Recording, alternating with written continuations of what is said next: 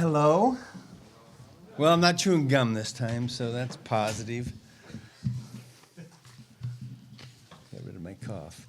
Well, before we start, I just want to make sure I congratulate David Griffin and Trajan Langdon, Willie Green, and the Pels for making the playoffs, and just wish them all the luck in the world as they get Game 2 of this first round underway. So, look, you guys know the drill. Start asking. Does your philosophy on whether to trade up or trade down change at all with sort of the state of the current roster, but also the fact that you only have 2 picks in the top 150 or whatever? It might. Yeah, it might. Considering that, look, every year I say that we're willing to do either way, and then I'm like 15-0 going up, right?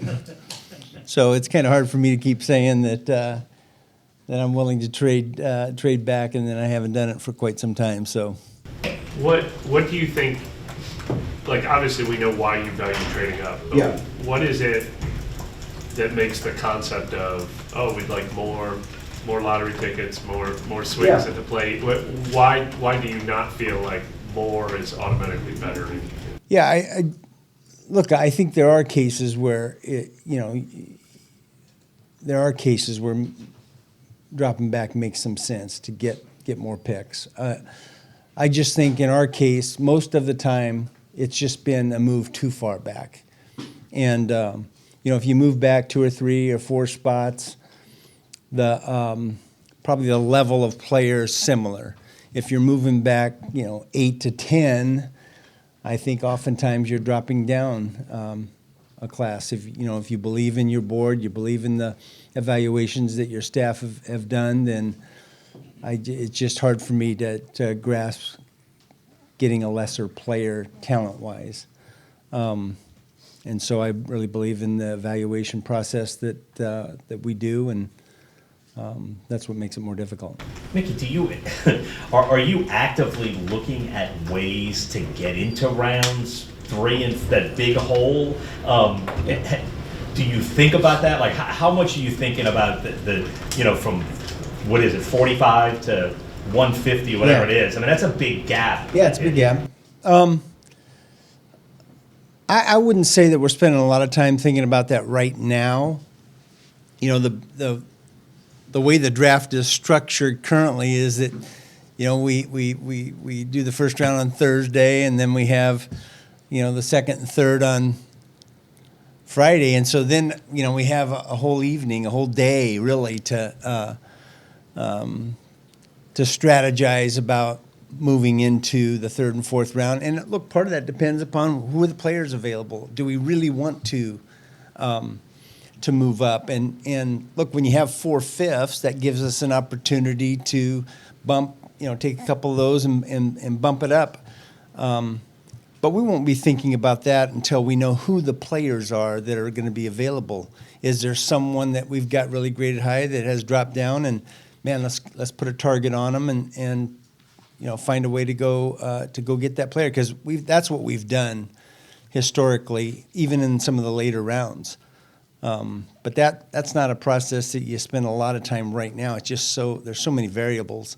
We're focused on, hey, what's going to happen in the 1st and 2nd round right now with those first 2 picks? I know, just considering some of the uncertainty around Brian Ramczyk, how important is it for you guys to know that they have a really good sense of where that's going to lead going into draft day, just considering it's a starting tackle? I mean, look, it is what it is. I don't. There's a lot of things we don't have control over right now. So, I don't think we're spending a lot of time thinking about that specifically. Do you have a good sense of where he is right now? I think we do, yeah. Is it similar to what Dennis said last time he talked about it? Like, has anything changed since? Yeah, no, I don't think anything's changed. We got a lot of time left. I know the last time we spoke with you, you had a great line about, like, people have gotten too comfortable and maybe kind of made people uncomfortable. I know it's kind of a philosophical approach, but how much does that carry into the draft from maybe we have to think of things in an uncomfortable way versus kind of the foundation pillars and philosophies that you've gone with for years? Yeah, well, I think the process is still the same. I think we are maybe trying to think about it a little differently. We've got a couple people from that haven't been with us that are with us, through this process, and so I think we value their input, a little different view. Plus, the new coaching staff on the offensive side of the ball, they're all coming from, they're coming from different places, and they have different perspectives, and that's just good to have an infusion of different ideas. Mickey, how does that change the process with the new coaches? Just how's that conversation and just? Yeah, it doesn't change the process. It's just, look, we value their opinion. We've always valued coaches' opinions. When we're making these decisions relative to the draft and free agents, and yet they're coming from different places where they've done it differently, and so we're trying to blend how we do it and what we ask of them with what they're used to, and it's been really good though. Do you think this is a good year, a good class for offensive tackles this year?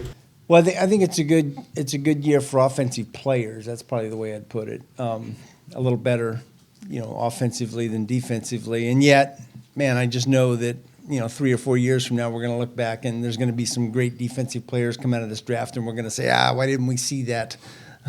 Or it should have been obvious. So. I'm sorry. I was going to say, is there any specific positions that you see strength of a lot of? Yeah, I think everyone would say that the offensive line's a position of strength in this draft, and wide receivers, and but there's players at every position. It's just a matter of how we look at them versus some of these other clubs.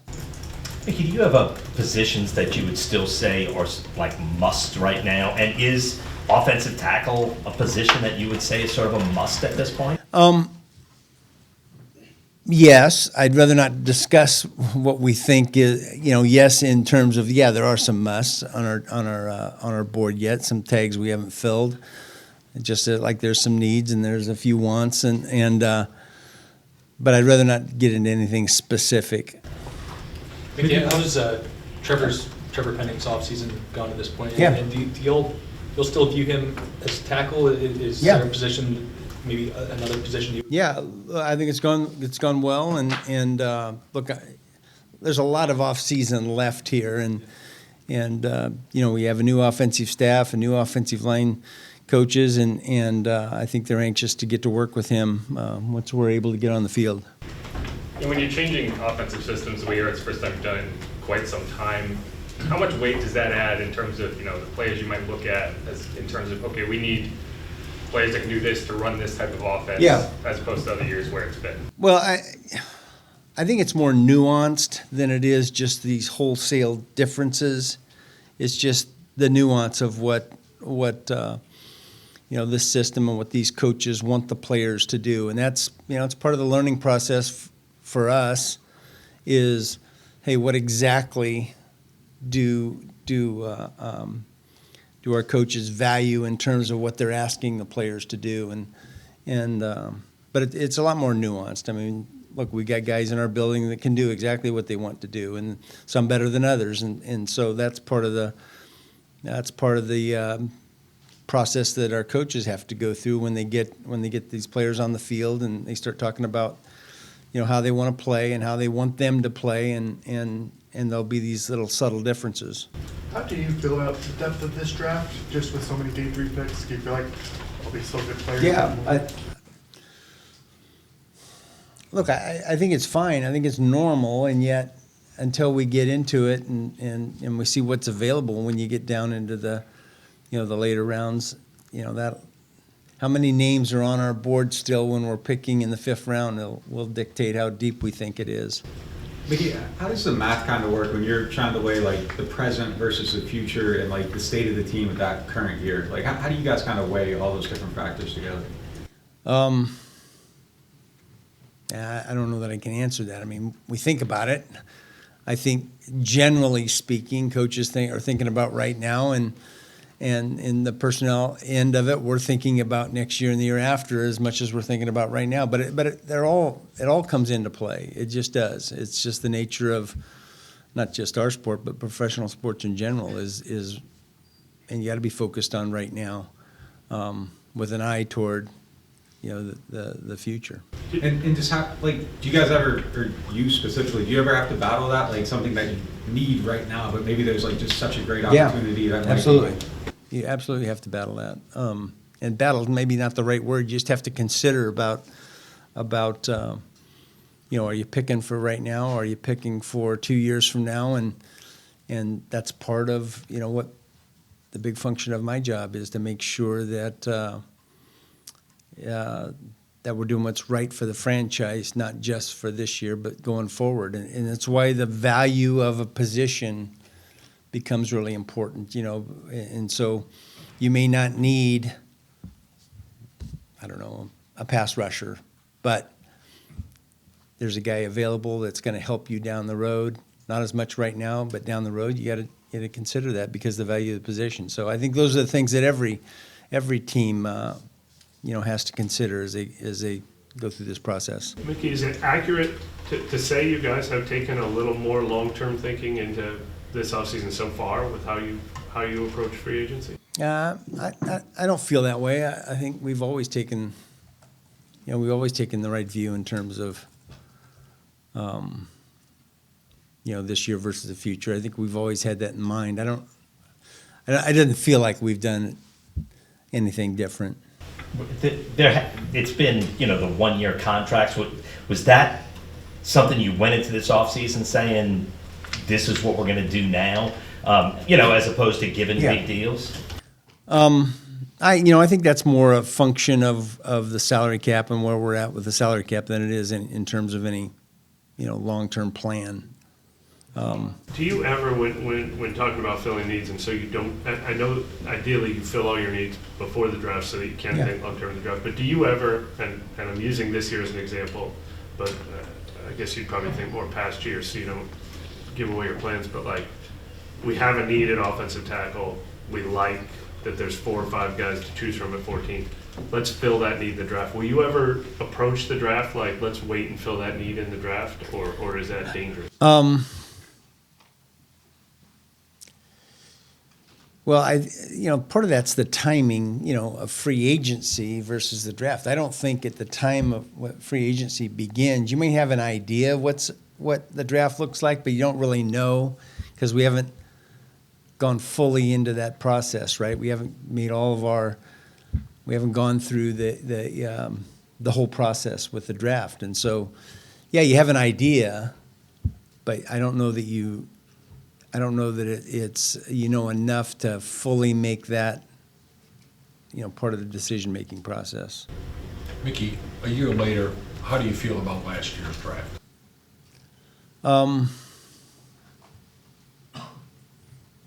I think it remains to be seen. Look, I'm not going to evaluate a draft, at the time of the draft or even 1 year. It takes a while, and so I'd rather even, not even answer that because I've said in the past you have to wait 3 years before you can evaluate a draft. So I'm not going to evaluate it now. I know you all have, some of us didn't know what RAS was for a long time. I think everybody knows what it is. And I think S2, you all were kind of one of the first teams to use that technology.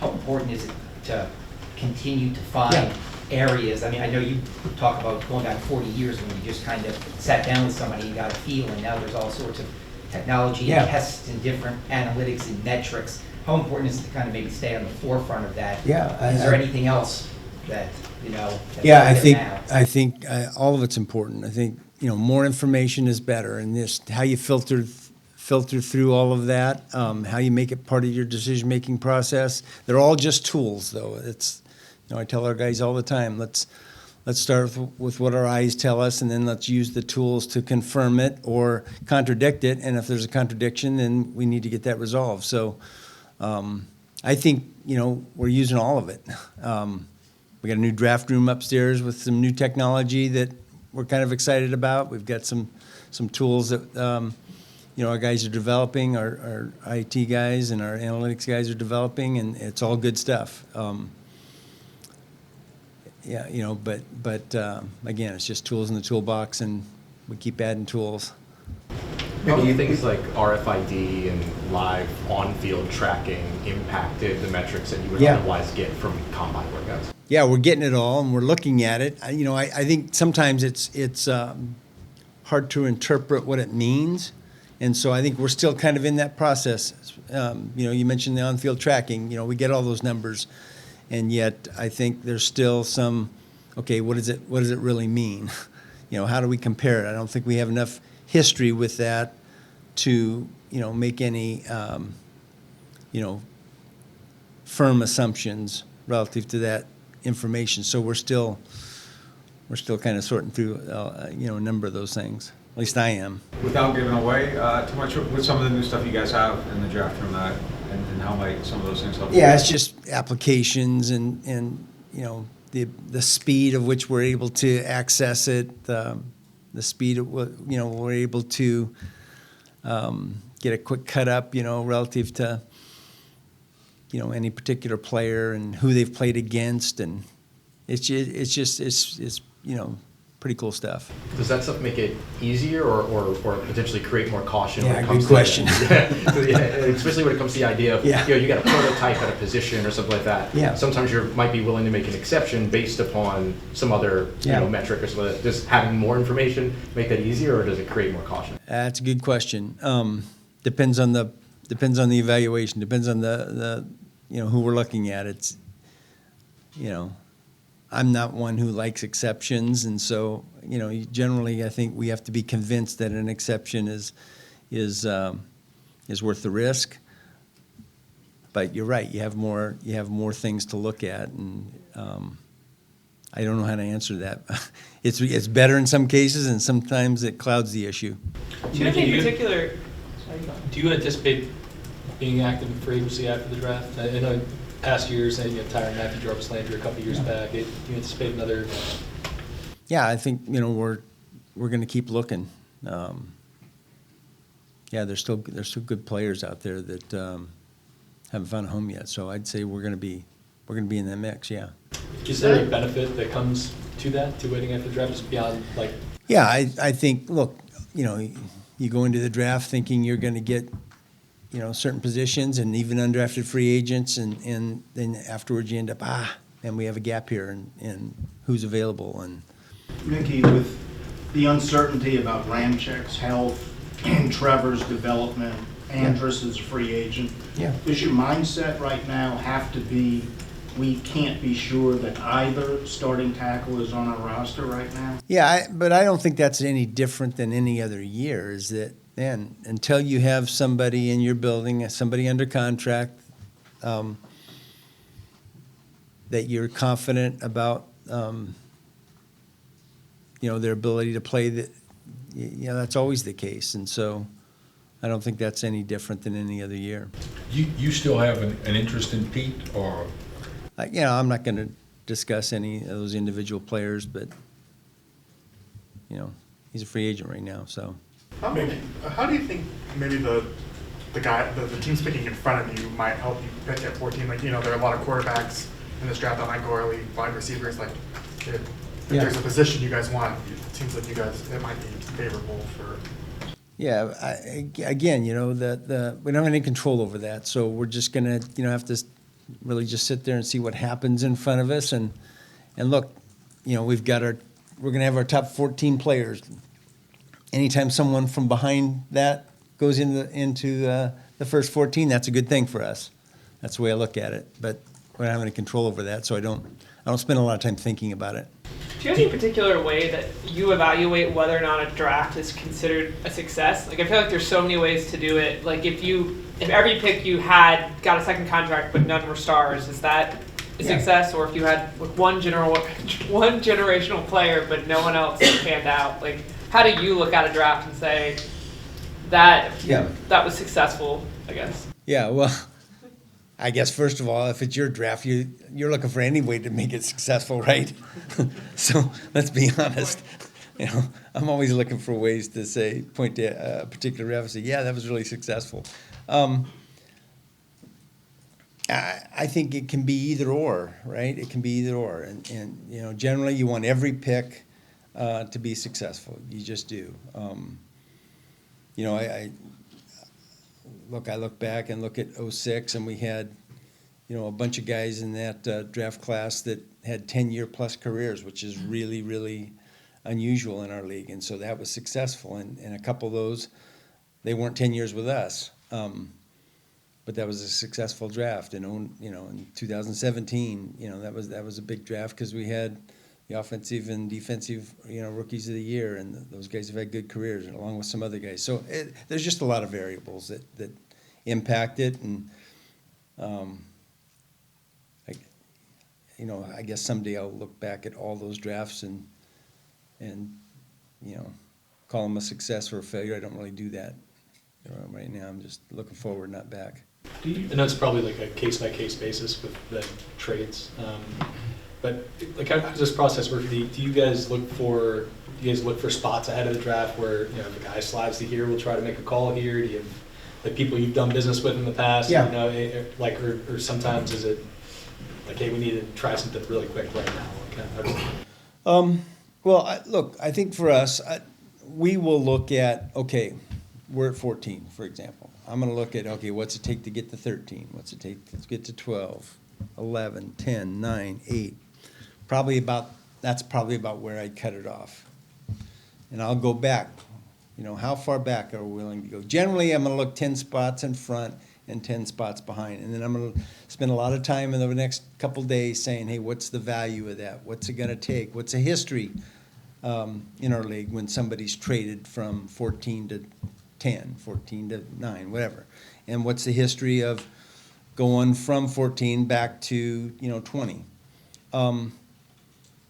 So I'll have in my mind over the next few days, not just me, but our staff will be looking at that and saying, what's it take?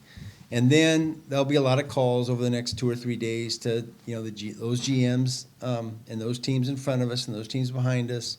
Hey, what are you thinking? Are you have an inclination to come forward? You have an inclination to go back? And so we'll have an idea. And look, every GM is doing this. We'll have an idea of what might be available.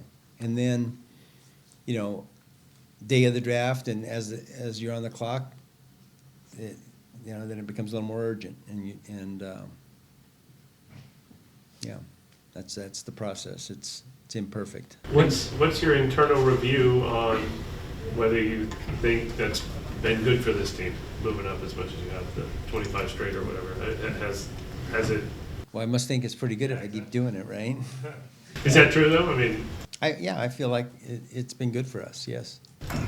When you go into the draft with, 7 day 3 picks, does that affect kind of how you evaluate the back end? Do you need to have a bigger pot of players that might be there with that much variance of who could be on the board? I don't think it changes. I don't think it changes. I mean, we have a formula for how many players need to be on the board for each one of our picks, and it's never failed. So, so that really hasn't changed much. I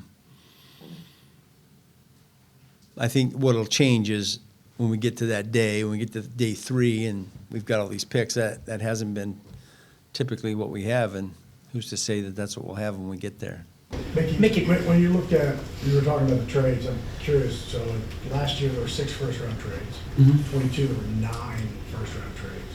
So you talked to other GMs, obviously, certainly. Is it something you can anticipate? Like if I were to ask you, do you feel like 2024 is going to be another kind of one of those years, or is it somebody makes a trade and it becomes kind of a domino effect, and all of a sudden more teams that weren't going to trade. Yeah, look, I don't have a sense of that. Maybe I'm not smart enough, but I feel like the amount of conversations and the things that happened before the draft weren't any different the last 2 or 3 years than they were any other year, and so I don't feel like this year's any different. So I don't anticipate more or less in terms of that kind of movement. I guess surprise trades. Also, the team they weren't anticipating trades up, and now all of a sudden that changes everybody's. And now there are more trades because of that. Yeah, I don't feel that way, but I don't have any evidence either way. Mickey, do you like the choices at 14, or what you think the Yes. choice is going to be? I do. You think you can get help there? I think we're going to get a really good player. Yes. Mickey, when y'all rank 1 through 14, is that strictly based on their prospects as an NFL player? Yes. Or you haven't factored in position of need in any Nope. way? Strictly Nope. the We 14? grade the player, grade the talent. When you're looking at positional value, like you were referring to earlier, do you break that down even further at the position, left tackle versus right tackle, slot corner versus outside? Yeah. One takes precedence over the other, generally? Yeah, I mean, we have, like, we have more than, we don't just have offensive tackle. We have them, delineated between left and right. We have, corners and nickels, and we have wide receivers and slot receivers. So we have, a little more defined positionally. And then there's a lot of guys that are versatile, can do, different things. So you got to factor that in as well. What's the furthest you've ever gone from your highest ranked player to fill a need? Like 2 magnets down, 10 magnets down? Like, but how far have you strayed from It's that? not close to 10. Yeah. Well, are you talking about in the first round, second round, fifth round? I'll take both, but first round, I guess. Yeah, we're not gonna vary. It's not gonna be. It might be 2, but they might be, just because you have 2 magnets doesn't. In some years they're going to be right next to each other. They really should be side by side. In some years there's going to be a gap. We're not gonna. We haven't picked anybody where there was a gap, to fill a need. At that point, would you like trade back if it was like we have to get the need? Is that when you would maybe say, all right, we're going back a few spots? Yeah, it's more about the players available. It's more about the quality of players available than it is about the need. Needs a variable. I'm not gonna deny that, but it's not the variable. I know at your season-ending media conference, there were like social media rumors about you moving on, and you quickly kind of dismissed them as, I guess, like BS. Do you, I guess, feel like as excited as you ever have doing this? Do you get kind of the same feel every year knowing you're going to change young players' lives and just kind of where you are entering the draft in Yes, 100%. Yeah. Yeah, I'm as enthusiastic as I've ever been. Mickey, when you're opening the door to... Do I not look like I'm as enthusiastic as I've ever been? I'm not enthusiastic about this part of my job. When you open the door to possibly consider someone that would be an exception, what's the study look like from there? You kind of like, okay, these guys with this arm length have done that. Like, how do you guys kind of break that down? Yeah, well, it's just so different depending on the position.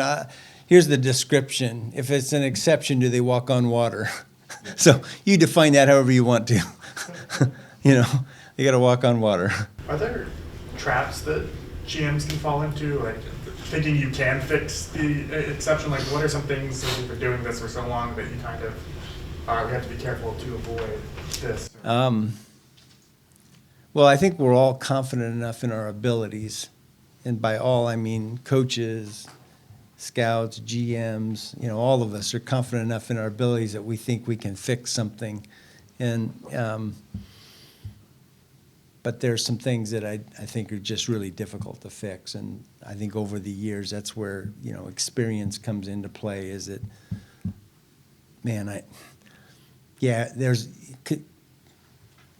because it's the exceptions, right? There's always exceptions. And I think sometimes you fall into this trap of, well, there's this one exception, so this works too. But I think it's really, I'm not explaining this correctly, but I think that's the trap that you can fall into. Mickey, do you, in the third day of the draft, is the dialogue in the draft room become more prevalent on each draft? Because, I don't know, is that kind of the way it works? Well, I think on the third day of the draft, you're looking at players that can contribute in some way. Can this guy make our roster? Is he, or do we have so many guys at that position it's going to be really difficult for him to make the roster? That's the start. And then if he makes the roster, he's going to be active on game day. What's the contribution? And so those are more the discussions that don't happen in day one and day two, because when you're picking in those earlier rounds, you're making an assumption that that guy's going to be on our roster. He is going to be on our roster. Those conversations are more about, hey, is he going to be our starter this year or next year? And so you get to the last day, it's more about, hey, what are the traits that allow this guy to make our team, first of all? And if he's not going to make our team, is this guy going to be on our practice squad and be able to develop? Does he have, the developmental traits that we're looking for? And so the conversations are different than they would be earlier. Mickey, do you feel like pretty confident that Marshawn Lattimore is going to be on this roster this year?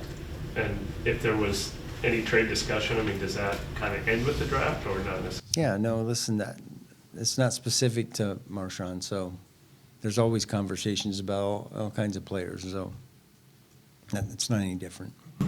With the new kickoff rule, has that changed maybe how you might prioritize some of the positions differently? Yeah, we're discussing that about, we've had a lot of discussions with our special teams coaches and even some people with experience in the league that had that type of kickoff about what's the makeup of those units, and but it's been discussions, and how that affects our roster, I think, remains to be seen. It's a topic, though, for sure. Everybody always talks, and I know that you all have Derek and you've signed some veterans, but just, you talk about the offensive players in this draft, not anybody specifically, but it seems like it's so hard for teams to draft quarterbacks now. There's so many hit and misses. Just kind of, what are your thoughts on the class this year as a whole, specifically maybe some of the ones that are projected to go early? I think there's a lot of good ones, I think there is, and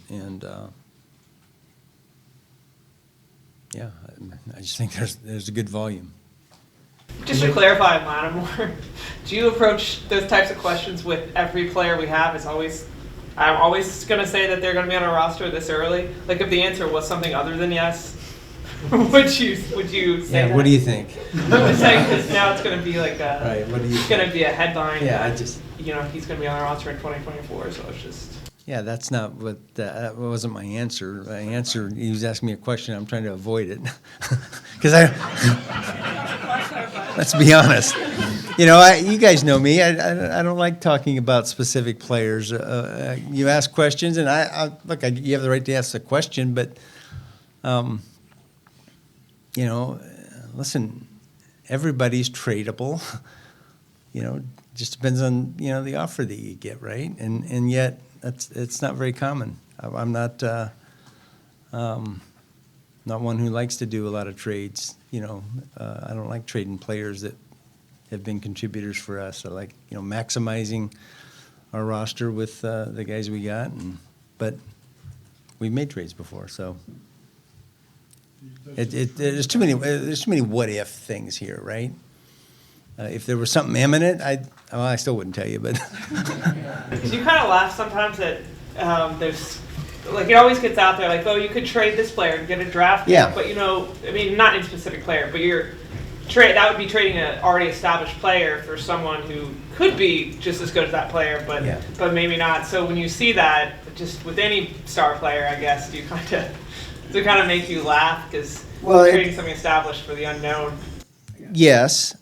But there's also this, I think there's an assumption that there's not as many opportunities as people think to either trade players that you have or acquire players. There's not nearly as many opportunities as you think. There's a lot of discussion, not a lot of discussion, there's discussion about things, but there's not that many opportunities that come along, I don't believe. So I think there's an assumption that you can just pick up the phone and trade anybody and trade for anybody, and that's just not the case. There's a lot of variables. The salary cap makes it difficult. The replacement. If you trade away a player, you got to replace them, and there's just a lot of variables that you've got time. We've got time and a lot of coaching and invested in these guys, and look, we want them to be successful here. From what you saw of Hayner last summer, do you think he's ready to step up and compete for that backup spot? I mean, look, I say, I don't really answer questions about specific guys like that. It's early in the off season. We like what we saw last year, but we've got an off season here with a new offensive staff to, go through that and evaluate the player. But yes, we like Jake.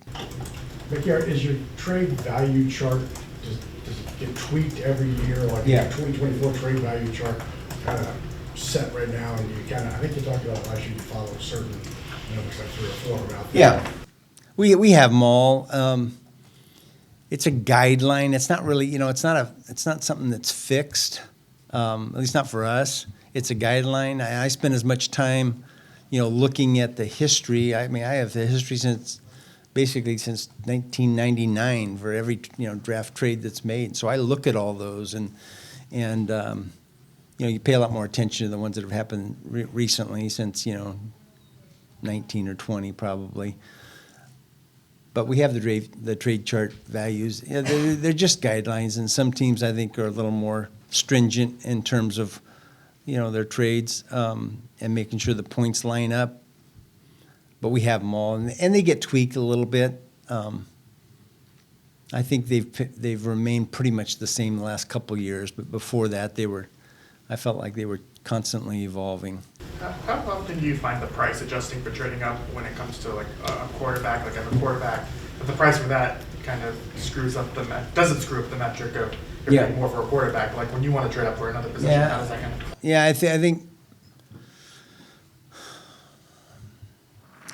Well, if you're trading up into the top 10, I think that's where, and you might as well just throw the charts out the window, right? I think later in the draft, the charts come into play, and you can rely on them a little bit more in terms of the value. But when it comes to trading into the top 10 or top 15 even, and getting a quarterback, that's when the values can get pretty skewed. But look, we all recognize that. Hey, they were trading up to get a quarterback, so they were desperate to make that move, and so we factor that in. Do you find trading into like the top 10, 15 for a non-quarterback is more like, are teams putting a realistic price on that, or is it still heavily inflated because they look at the quarterback? Well, I think recently any trade into the top 10 has been more expensive in terms of resources, regardless of position. That's why it's hard to do. All right. Thank you all.